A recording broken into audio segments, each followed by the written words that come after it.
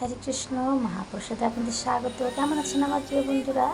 আজ পবিত্র যোগিনী একাদশী ব্রত উৎসব। আজকে আমার কিউট কিউট লাড্ডু গোপুকে আপনারা দর্শন করুন।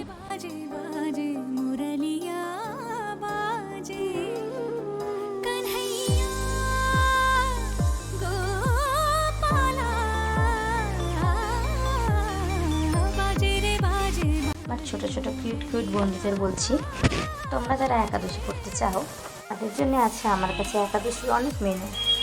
সাথে আজকে একাদশী মহাপ্রসাদ দর্শন করুন।